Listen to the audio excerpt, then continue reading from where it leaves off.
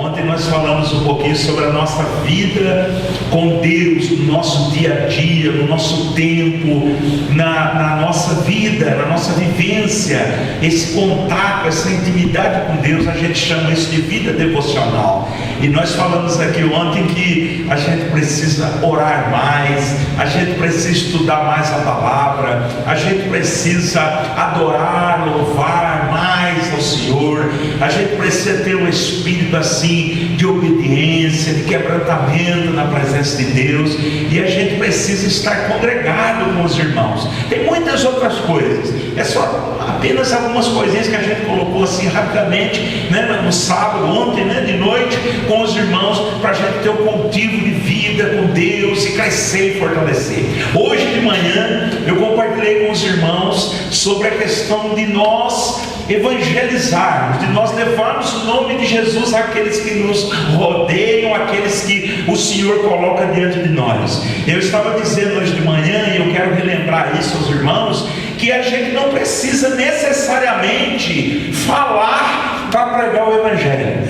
O Evangelho de Jesus, ele pode ser muito mais efetivamente pregado através do nosso comportamento, do nosso sorriso, do nosso abraço, da nossa vida, pelo exemplo desta vida de Deus em nossa vida. Aí eu até citei para os irmãos a questão da lâmpada, a luz, como Jesus nos ensinou maravilhosamente, um exemplo tão prático, tão claro, né? Tão assim, transparente, tão bonito. Vocês são a luz do mundo. A luz, ela não precisa dizer que ela é luz. Se ela está acesa e exercendo a sua missão, ela vai ser notada, porque onde a luz está presente, as trevas se dissipam, as trevas certamente vão embora. Então nós somos esse povo que, se precisar, a gente até fala, mas não é preciso não.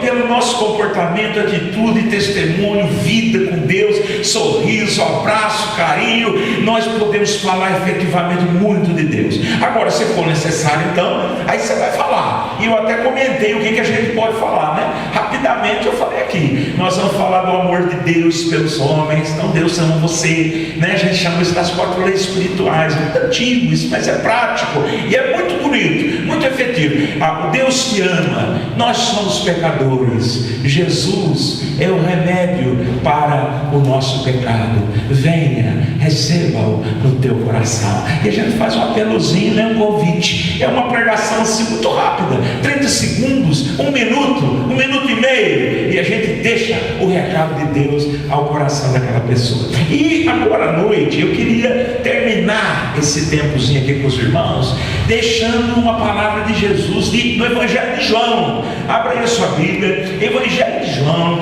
capítulo 4.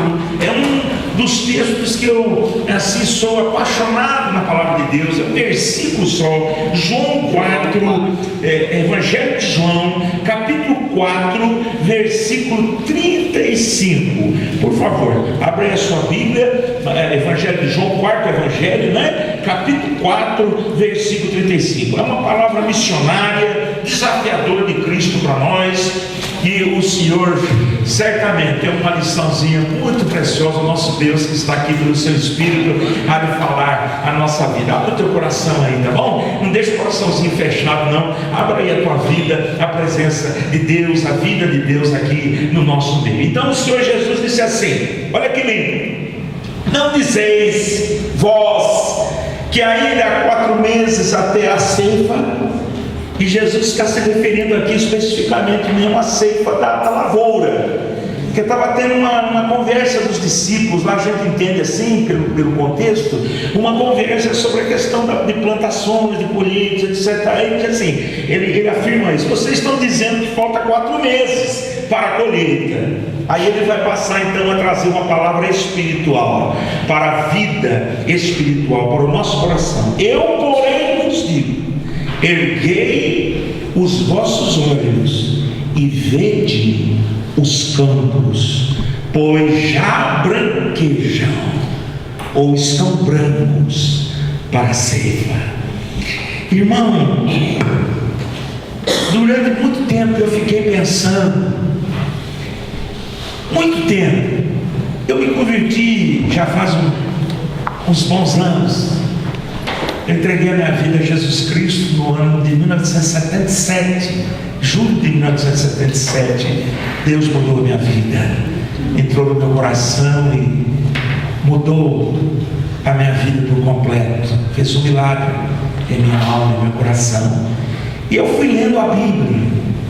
Eu tinha assim uma loucura pela palavra de Deus, de tal forma que em 6 meses eu li a Bíblia toda, do Gênesis ao Apocalipse 3 vezes, em 6 meses, uma vez cada 2 meses.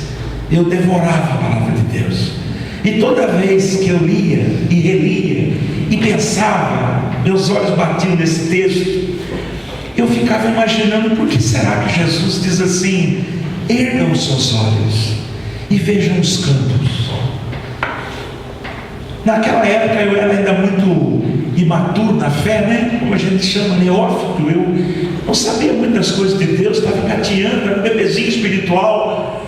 Mas com o passar do tempo eu fui entendendo, convivendo com a igreja, estando perto de irmãos e sentindo a realidade do povo de Deus, eu fui percebendo, irmãos, que o motivo básico, essencial, porque nós não fazemos missões, sabe qual é?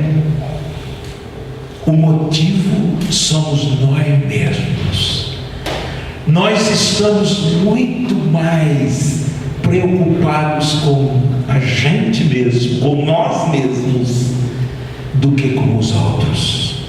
Nós não temos nenhuma preocupação com os outros. Se temos, é uma preocupação muito leve, muito assim, simples, muito sem graça, uma preocupação assim muito bobinha. Porque na verdade, meus irmãos, nós estamos preocupados mesmo com a gente, a minha dor, o meu problema, a minha dificuldade, a minha luta, as minhas tristezas, as minhas inseguranças, os meus medos e a minha ansiedade, a minha depressão, o meu estresse, as minhas síndromes, e eu acabo me fechando em mim mesmo, enquanto que Jesus está dizendo assim: levantem os seus olhos, ou seja, ergam as suas cabeças, levantem a cabeça, tire os olhos de você mesmo e erga a sua cabeça. Mas não é levantar a cabeça ou levantar os olhos simplesmente para nada, sem um objetivo, um alvo, não. Ele está dizendo: levante a cabeça, erga os olhos e veja. Veja o que, meus irmãos?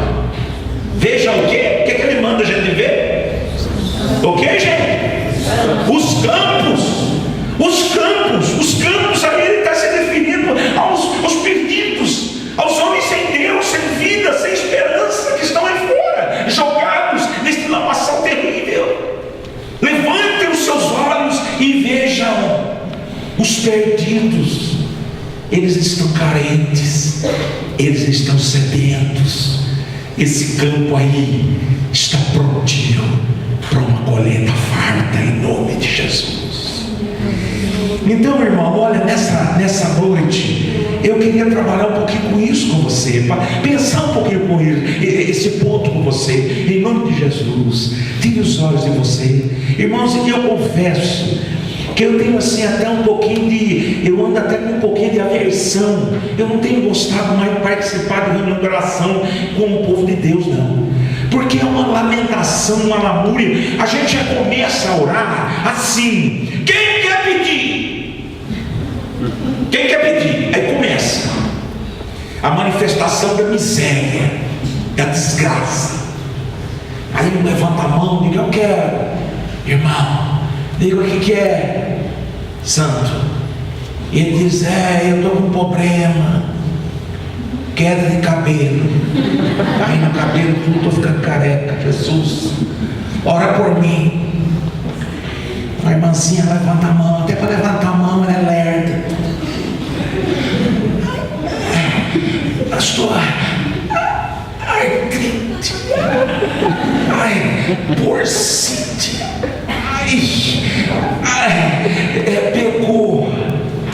Pegou dentro do dedão do pé, o negócio está bravo, pastor. E nós vamos daí para fora.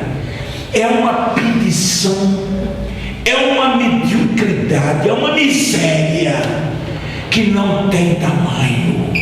Meu irmão, olha, deixa eu te falar com muita liberdade, em nome de Jesus. Tem gente aí fora sofrendo muito mais do que você. Guarde isso no seu coração. Tem gente aí fora sofrendo, padecendo. Olha, você não é capaz de imaginar. Eu até listei aqui um pouquinho. Eu escrevi aí uma listinha. Vamos ver se eu consigo lembrar tudo, algumas coisas que eu escrevi. Da situação, da penúria que esses homens sem Deus aí fora. Homens aí eu estou me referindo ao gênero humano, tá? É genérico. Os seres humanos. Desde crianças pequenininhas que já estão com a mente confusa hoje. É muito comum. Criancinhas já doentes, criancinhas já com psicoses, criancinhas já de pequenininha com enfermidades mentais, psicológicas, pequenininho, sofrimento, e vai até os anciãos, as anciãs, vai embora. Esse negócio é muito amplo, o sofrimento. Primeiro, esses homens aí fora, eles estão mortos. O apóstolo Paulo, escrevendo aos Efésios, capítulo 2, ele disse assim: Ele vos deu vida, estando vós mortos em vossos delitos e pecados. E isso, irmão, é uma tragédia. É uma tragédia que não tem tamanho. Então você está andando pela rua amanhã, segunda-feira, você vai sair cedo para pegar um ônibus aí, a condução para ir trabalhar e tal. Você vai começar a trombar, a cruzar, a encostar em mortos-vivos. É isso mesmo. Porque o homem sem Cristo, ele é um morto-vivo. Ele é um zumbi. Ele está vivo fisicamente, mas espiritualmente ele é um defunto, um morto. Aí você vai encontrar com mortos-vivos. E você que tem Cristo no seu coração, em vez de louvar Deus, glorificar Deus, porque Jesus ressuscitou você, porque a palavra está dizendo: Ele vos deu vida, estando vós mortos. Quer dizer, Ele te ressuscitou. Em vez de você glorificar Deus, você está queixando que está caindo cabelo. Em vez de você glorificar Deus, está queixando que está doendo o braço, tem porcino do braço. Em vez de você glorificar Deus, porque Deus te ressuscitou, tirou você da morte, do império da morte, e trouxe você para a vida. Em vez de você glorificar, você fica aí com esse queixão, com essa lamentação, com esse olhar para baixo, para o chão, para você mesmo, derrota, abatimento, desilusão. Querido, levante os seus olhos. Olha os mortos-vivos aí, está cheio. Tem um monte desse mundo, milhares, milhões, bilhões em toda a terra. Então tira os olhos de você, ergue sua cabeça, comece a olhar os outros, né? Enquanto você encontrar um morto-vivo, não pisa nele não despreza ele não, quebrando o seu coração, dá um sorriso e leva essa palavra de amor. Em nome de Jesus, dá um abraço, dá um carinho, né? Não maltrata não, xinga não pisa não humilha não, abraça, queira bem, trate com respeito, para que essa pessoa sinta a luz de Cristo que está no seu coração. Amém, meus irmãos? Você está me entendendo? Amém?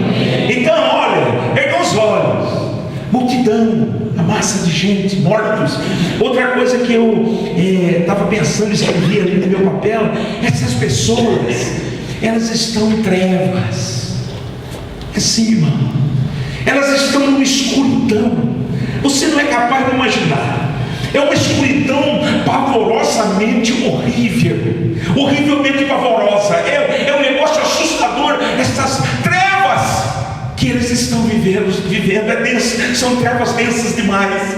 Não dá para ver nem uma sombrinha de luz, nem uma luzinha no fim do túnel, nada. É uma escuridão grudenta, que agarra, que penetra, que mata.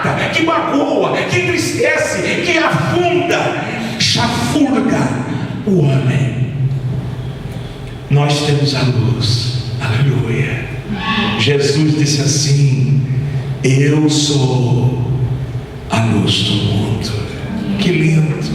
Quem me segue não andará em trevas, pelo contrário, terá dentro de si a luz da vida.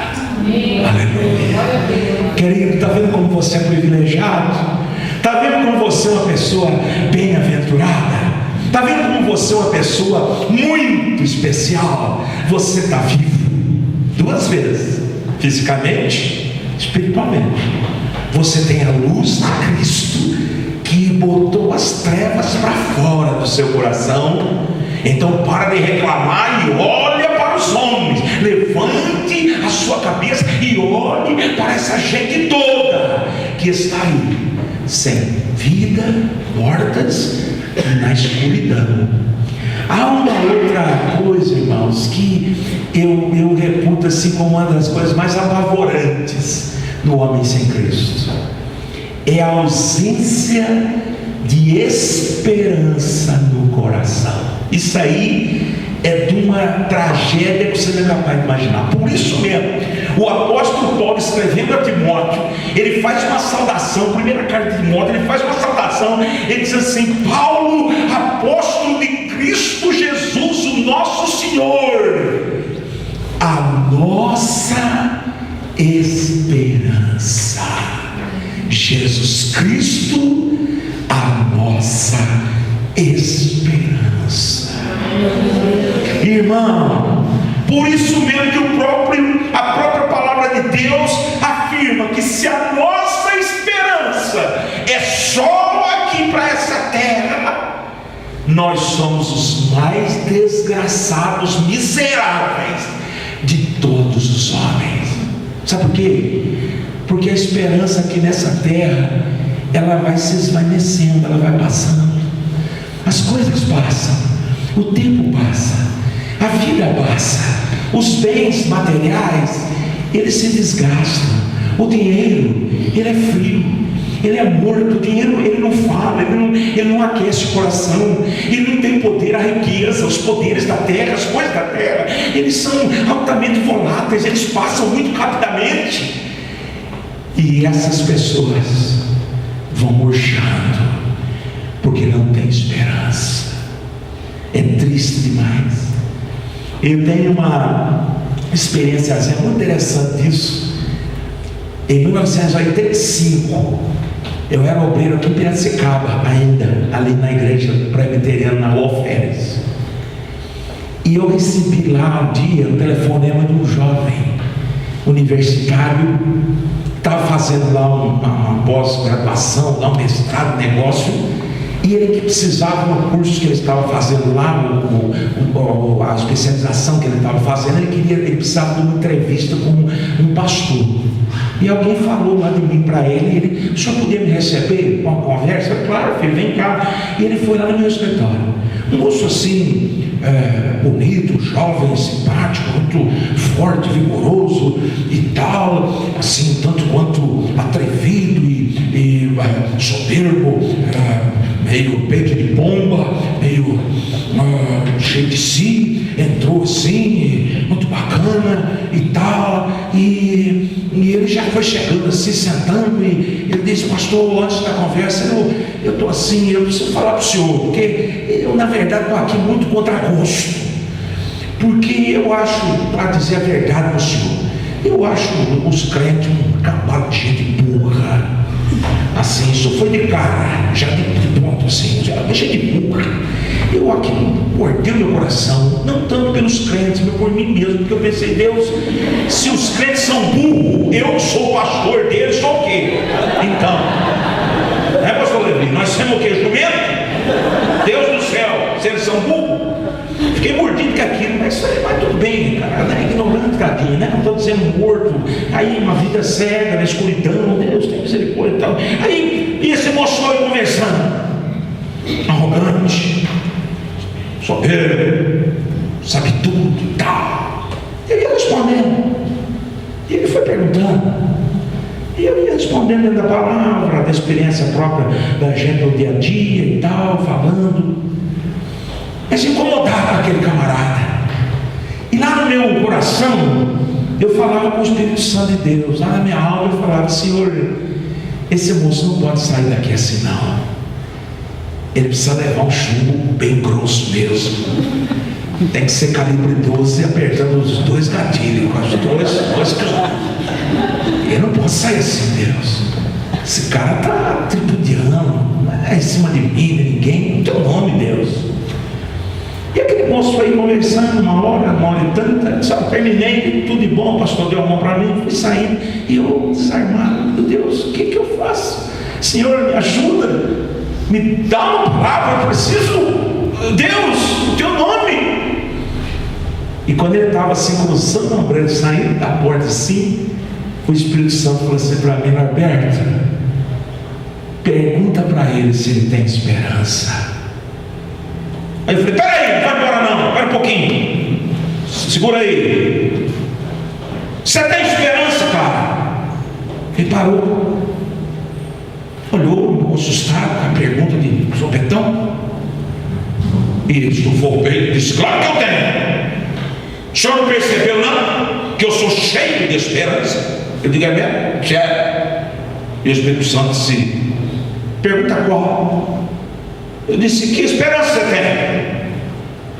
E ele na porta, paradinho assim, ele disse: eu tenho esperança de terminar agora esse meu mestrado. Vou terminar, estou terminando. É uma esperança linda, não vejo a hora. Isso aqui é bom. O que mais? Tem mais esperança? Ele disse: claro que eu tenho. Eu sou cheio de esperança. O senhor não está vendo aqui o anel no meu dedo? Vou casar. Estou com a esperança doida, quero casar. Disse: que bom, vai casar. Casa então. Bacana. Mais esperança? Disse: claro. Quero comprar uma casa própria, ter um cantinho bacaninha, uma casa. Eu tenho interessado nisso há muito tempo, planejado isso. Uma esperança linda, quero ter minha casa. Disse: que bom, muito bom. O que mais? Disse: bem, eu quero estabelecer profissionalmente, eu quero ter um emprego bom, ter um salário bom, digno, para sustentar a minha casa, minha esposa. Disse: que ótimo, o que mais? Ele disse: bem, eu quero, claro, eu falo muito com a minha noiva, a gente quer ter filhos. Eu disse: que ótimo, filhos, é lindo, é muito bom, é estimulante, é animador, filho, é alegria. Que bom, o que mais? Ele disse: bem, eu quero criar os meus filhos, eu quero ver os meus filhos formados, eu quero ver os meus filhos grandes, gente de bem. Eu disse: que bom, o que mais? Eu disse: bem, eu tenho esperança depois de me aposentar. Que bom, pelo INSS vai ser ótimo. Maravilha, vai aposentar. Disse: não, mas eu vou ter uma aposentadoria privada, eu quero ter uma coisa boa para eu desfrutar ao meu tempo de velhice, etc. E eu disse: o que mais? Ele disse: bem, eu quero aí, eu estou fazendo até uns planos para esse futuro, quando eu estiver já mais velhinho, eu quero viajar pelo mundo com a minha esposinha, porque aí os filhos já estão criados, etc. Eu disse: que bom, projeto bonito, o que mais? E ele disse: bem, eu quero ver os meus netos e ter os meus netos, isso é bom. Eu falei: que bacana, os netos, que mais? Ele disse: bem, eu já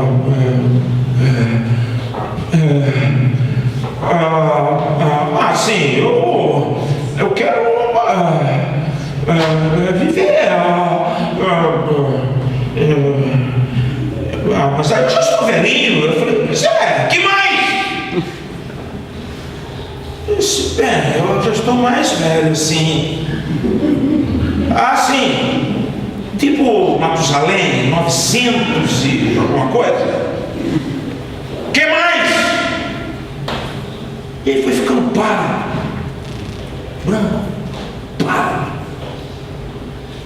Ele disse: bem, eu acho que eu já estou muito velho. Eu acho que eu vou. O que foi? Travou aí? Quase que eu falei: travou aí, seu tonto, metido. bocó. Dá conta de falar mais não? Aí, cara, deixa eu completar, inteirar. Tu vai morrer. Vai morrer. E daí? Eu disse, não, eu não pensei nisso não. Eu digo, acho bom você pensar. E pensa sério.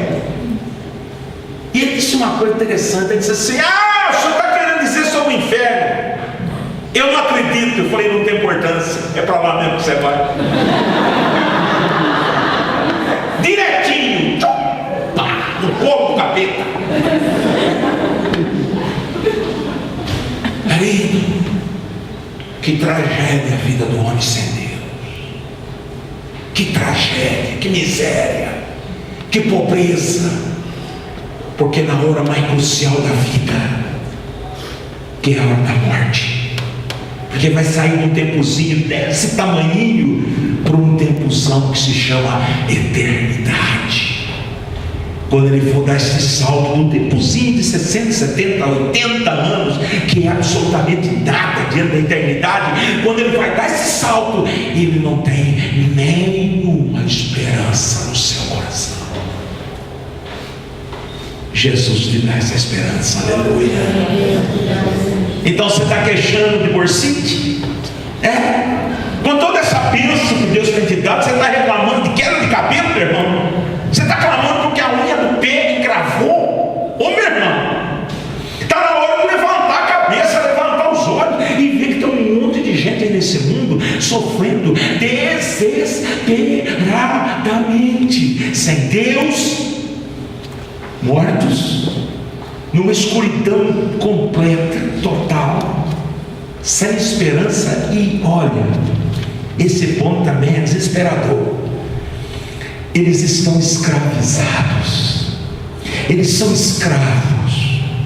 Meu irmão, não há castigo maior para o ser humano do que ser escravo, do que ser preso, prisioneiro.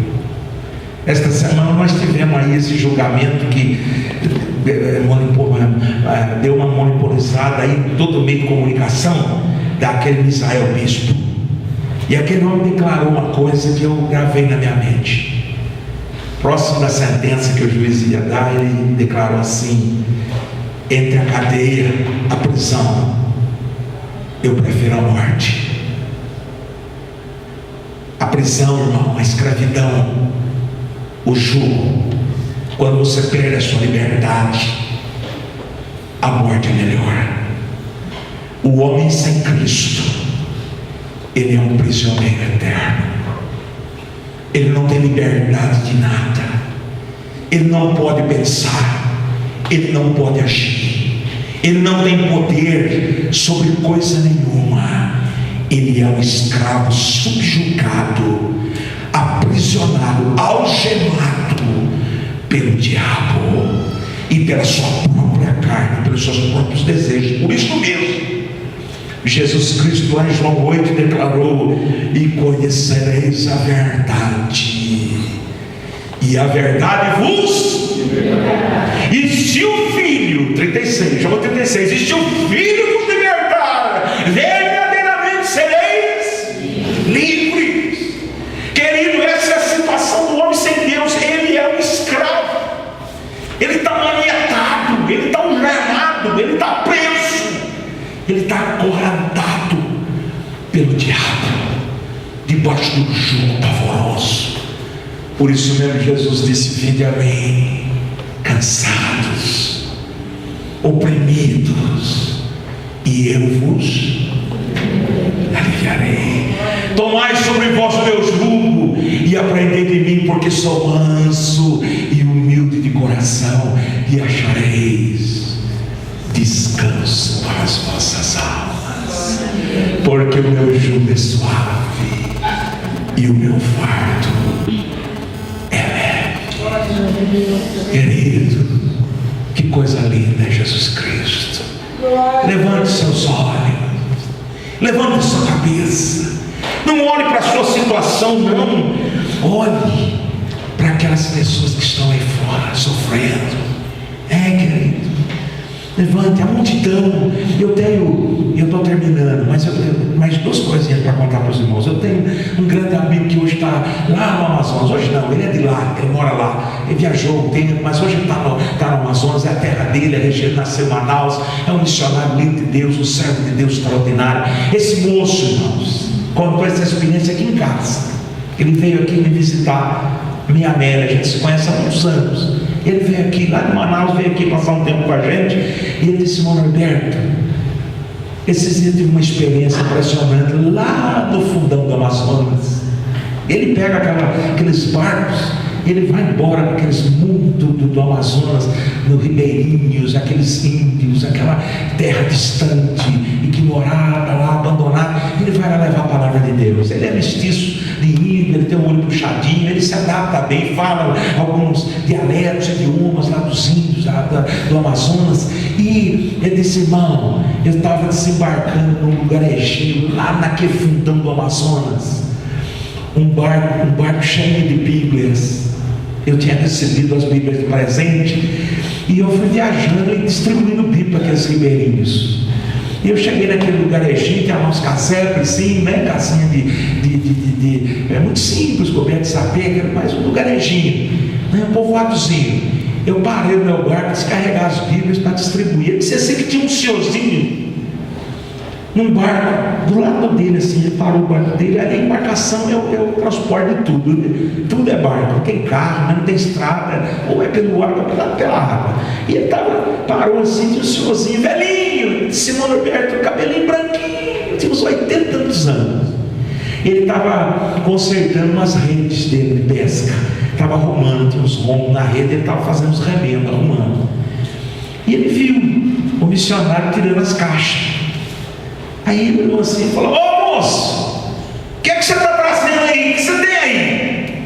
Né? Veio um forasteiro estranho descarregando. O que será? Aí o missionário, o Paulo, disse assim: são Bíblias. Aí disse que o velho parou assim, conselho da Bíblia, falou: como é que é? O Bíblia. Disse: Bíblia é aquele livro que a gente chama assim de palavra de Deus.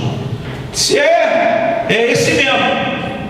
Aí o velho desceu do barco dele, foi lá no barco do Paulo, falou assim: eu posso ver uma? Aí o Paulo rasgou a caixa assim, abriu a tampa da caixa, rasgou, tirou uma Bíblia popularzinha, pequenininha. Semana passada nós compramos, eu compramos 5 caixas.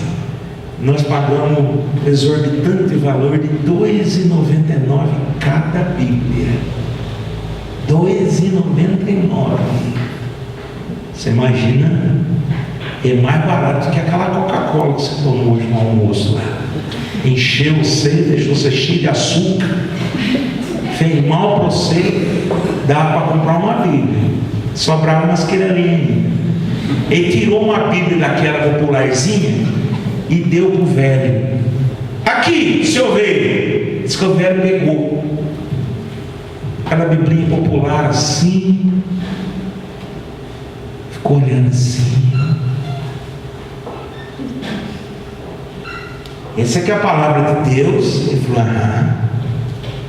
Senhor, puxa, desde que eu era criancinha eu escuto falar desse livro, mas eu nunca tinha visto um. Puxa, o que será que tem aqui, hein? É a palavra de Deus. Ele disse: é. Aí o Paulo disse assim para ele: não é só para você ver, não, essa é sua, eu estou te dando presente. Ele disse: irmão Norberto, ele pegou a Bíblia assim, encostou assim no peito, agarrou assim, minha? Disse: só minha, é exclusiva. Falou: a palavra de Deus, só minha, só. E falou: irmão Norberto, ele desemendou o correio, desinvestigou, que nem um doido, no meio do mato, gritando: ah, eu vou levar o livro de Deus para minha neta ler para mim, que eu não sei ler, eu vou levar para ela ler para mim. Eu quero saber o que Deus fala no livro dele. Aí o Paulo em casa disse assim: irmão Alberto, chorando, contou a história, estava em lágrimas. Ele disse assim: irmão Alberto, quem é o culpado de uma miséria dessa? De um homem de mais de 80 anos nunca ter visto uma Bíblia. E eu falei: sabe quem é o culpado, Paulo? Sou eu. E o Paulo disse assim: eu também. Chamei a Amélia e falei: você é culpado também.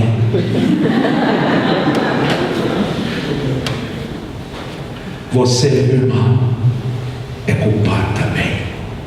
É sim. Sabe por quê? Porque nós ficamos aqui com a nossa dor, só a nossa miséria, só a nossa pobreza de espírito, só o nosso derrotismo, só, e esquecemos de levantar nossa cabeça. Irmão, não vai embora hoje sem fazer um propósito com Deus. Deus, eu quero ser uma bênção nas tuas mãos. Deus, eu quero ser missionário. Deus, eu quero abençoar os missionários. Você pode ofertar, contribuir, você pode orar, você pode desenvolver um ministério lindo de missões. É para você daqui. E eu disse que tinha duas coisas, mas eu quero terminar com essa. Uma vez eu fiquei hospedado numa casa muito modesta, nessas minhas andanças com esse mundo. Uma casa só de tijolo, ainda não tinha nem reboque. Muito simples, uma igreja muito pobre. O pastor me pôs na casa desses irmãozinhos, mas era um sobradinho, 2 andares e tal. E eu cheguei, fui muito bem recebido, carinho grande dos irmãos, muito simples, muito singelo, mas muito afetuoso, muito amoroso, me receberam. E o pastor: vem cá para você conhecer o quartinho que o senhor vai dormir. Aí eu peguei, subi a escadaria, tudo de tijolo ainda, fiz nada, muito simples, chão de cimentão rústico. Eu subi, eu cheguei na parte de cima assim, tinha uns quartos pequenos, e a irmãzinha disse assim: aqui é o quarto que o senhor vai dormir, ó. E eu olhei assim num dos quartos assim, tinha um jovem, um mocinho numa cadeira de rodas, paralítico, paraplégico. Aí eu olhei assim, dei com a mão e falei: ó filho. Aí ele sorriu assim para mim e disse: ó pastor, rapaz, nós vamos ser vizinhos aqui, que bacana. Aí eu fui lá, né? Ele na cadeira de rodas, toda a perninha atrofiadinha, fininha, os braços mais fortes, aquele corpo já do cadeirante mesmo, né? Tronco, a parte de cima forte, e as pernas muito fininhas, os pés. Ele tinha tido paralisia infantil lá de criança e tal, etc. Andou. E a mãe disse: ah, é nosso filho, pastor. Aí ele disse assim: ó pastor, eu fiquei sabendo que o senhor é missionário. Eu falei: sou, graças a Deus. Ele disse: eu não vi a hora que o senhor chegasse, porque eu queria dividir com o senhor que eu também sou missionário. Eu disse: rapaz, é mesmo? Eu falei: sou. E eu quero contar para o senhor como é que eu faço missões. Eu sou um pregador do Evangelho. E eu olhei aquele quartinho muito simples, aquele rapaz preso ali. A mãe disse: mas pastor, ele não sai desse quarto, não. A gente não tem condições de ter uma pessoa para cuidar especificamente dele, então ele mora aqui. Eu trago ele, não estuda mais, ele estudou um pouquinho só, mas não estuda mais. E a gente traz o pratinho de comida que ele come, tem um banheirinho ali dele, ele fica aí, ele é o espaço dele, e ele condicionou a vida dele a isso aí, está felizinho aí, está vivendo e tal. E eu fiquei assim. Aí eu disse: amanhã, pastor, amanhã eu conto para o senhor. Irmãos, aquela noite eu fui para a igreja e tal, pregar, eu não saía da minha cabeça aquele menino. E eu não vi a hora de amanhecer o dia para saber a história daquele moço. Valeu a pena a espera. Quando clareou o dia, eu desci, tomei um cafezinho lá e logo subi. que eu queria conversar com ele. Entrei no quartinho dele, na cadeira de rodas. Puxa a cadeira, pastor, senta aí. Sentei. Ele disse: pastor, Deus inflamou meu coração com amor pelas almas. Eu quero ver os homens conhecendo Jesus. Jesus me salvou. Eu não posso guardar essa bênção para mim. Então eu pus no meu coração: eu vou ser um missionário. E eu prego daqui do meu quarto. Sabe como? Vou mostrar para o senhor. Aí ele pegou assim, moveu a cadeira até uma mesinha, tinha uma prancheta com papel sulfite branco, papel comumzinho. Pegou assim uma prancheta, canetinha, pegou um versículo, abriu a Bíblia, pegou um versículo bíblico, escreveu do livro dos Salmos, um versículo. Ele escolheu, não vi qual era, ele escolheu, começou a escrever. Fica olhando, pastor, que eu vou mostrar para o senhor a minha obra, a obra missionária que Deus pôs no meu coração. Aí ele escreveu com uma reguinha, ele cortou aquele papel, ficou um papel grandinho, estreitinho, comprido. E ele foi dobrando, até que ficou um pelotinho. Aí ele disse assim: agora vem aqui na janela do seu pastor. Pegou a cadeira e foi até a janela. Abriu, a janela estava em cima assim, né? Segundo andar, a calçada. Ele disse: fica vendo, pastor, eu fazer obra. Ele ficou esperando. E eu escolhe aqui, pastor, ficar bem de lado para as pessoas não ver o senhor. Aí ia passando um camarada, um homem. Ele calibrou bem aquele papelzinho durinho, pesadinho, na cabeça do homem. Quando bateu na cabeça do homem, o homem olhou. É a tendência, né? Se eu tomo um negocinho, cada qual. Que o homem olhou, ele estava na janela, se debruçadinho, né, na cadeira. Ele disse assim: ó, pega esse papelzinho aí, abre isso aí. Tem uma palavra de Deus linda para o senhor. Aí o homem, desconcertado, baixou, pegou. Abriu. Começou a ler. E eu escondidinho olhando. Quando ele levantou os olhos assim para o menino, os olhos daquele homem tinham lágrimas correndo. Ele disse assim: mocinho, como é que você sabe isso na minha vida? Como é que você sabe que eu precisava disso? Ele disse: não, eu não sabia não. Eu nem sei. Mas há um Deus que sabe. Ele fez isso eu passar aqui agora. Eu posso fazer uma oração para o senhor? E o homem disse: por favor. E ele estendeu as mãos lá da janela, na cadeira, e orou uma oração linda, forte, vigorosa.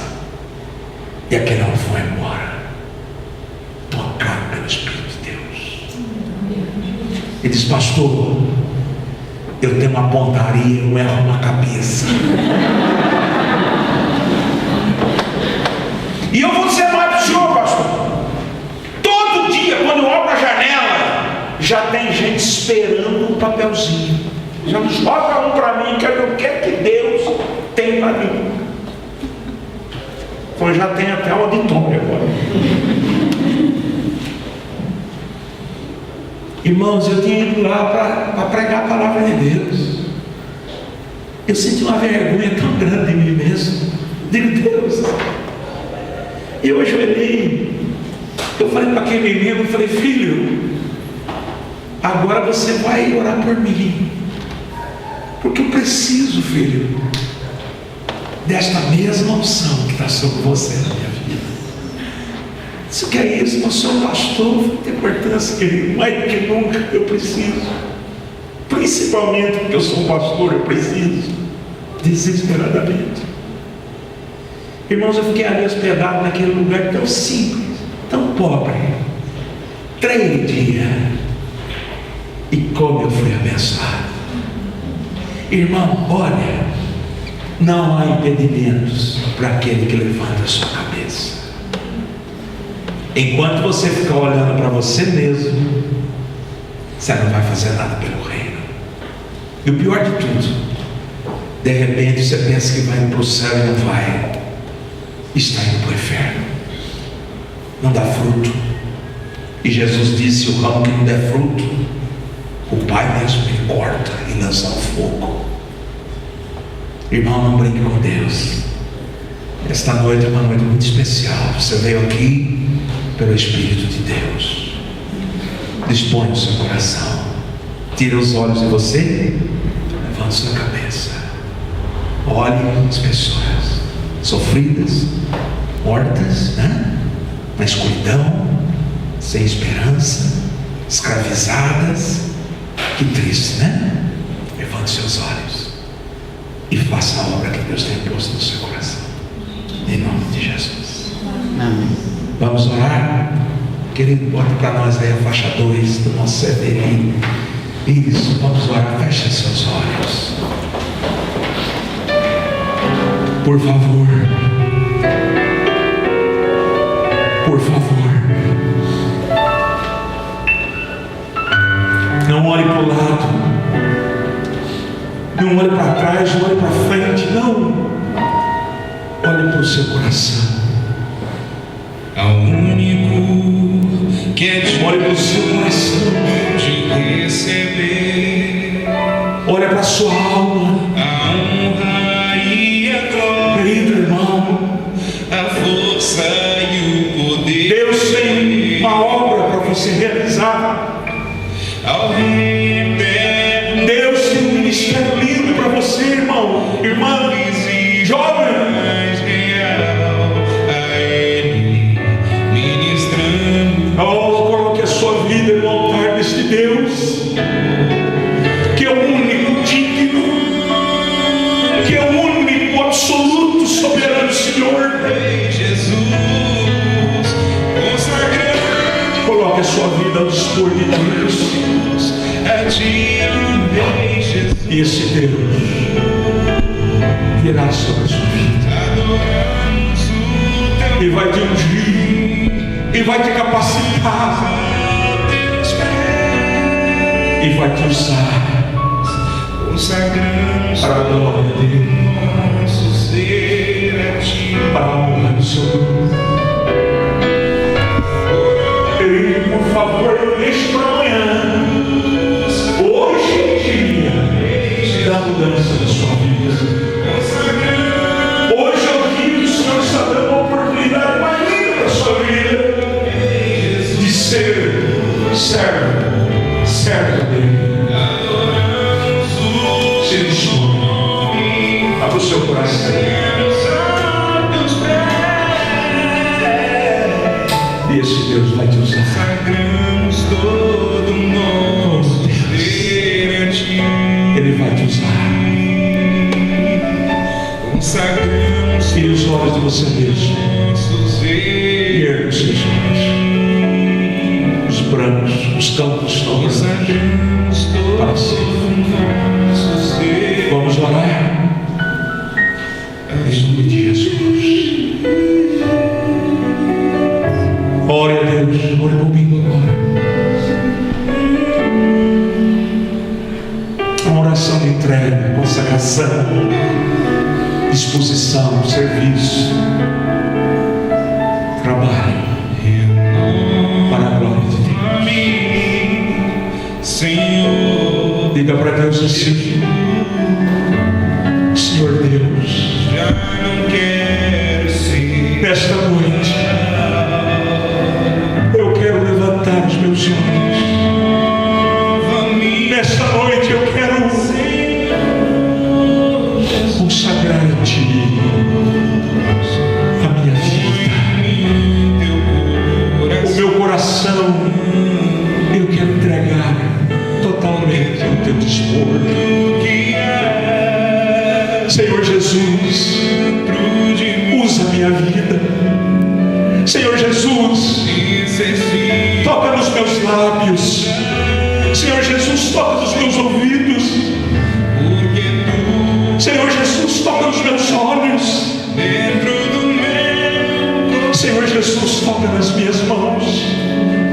Senhor Jesus, toca nos meus pés. mais de ti, Senhor Jesus, toca porque na minha vida por completo. dentro E usa-me, Jesus. Usa-me, Jesus. necessita ser Usa-me, Jesus, para a tua glória. porque tu Senhor, que onde dentro do meu a planta dos meus pés pisarem, eu possa ser necessita uma bênção nas tuas mãos. De hoje em diante, necessita eu quero ser um ramo que dá muito fruto para a glória do Senhor. Faz, Jesus, faz esse milagre na minha vida. Usa-me, Deus, em nome de Jesus, e para a glória de Jesus. Amém. E amém, Jesus. Glória a Deus. O Senhor orou comigo. Deus te abençoe. Ficar firme nessa caminhada.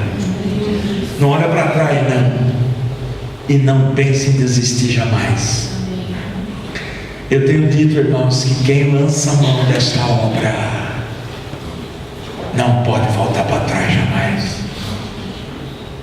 A gente precisa declarar como Paulo: haja o que houver, nem morte, nem vida, nem coisas do presente, nem do porvir, nem altura, nem profundidade, nem qualquer outra criatura me separará do amor de Deus que está em Cristo Jesus. Eu pus isso no meu coração faz mais de 30 anos atrás. As lutas são muitas, só Deus sabe, Ele é testemunha fiel. As provas são muito duras, mas eu pus no meu coração um dia que eu não ia recuar nem 1 milímetro, nunca. Coloque esse propósito no seu coração. Lembre-se da promessa, é linda. Eu alimento todo dia meu coração com ela. Ser fiel até a morte, e eu te darei a coroa da vida. Espere, qualquer dia desse chega a hora de receber a coroa, em nome de Jesus. Mas não olhe para trás e nem recua 1 milímetro para frente, em nome de Jesus.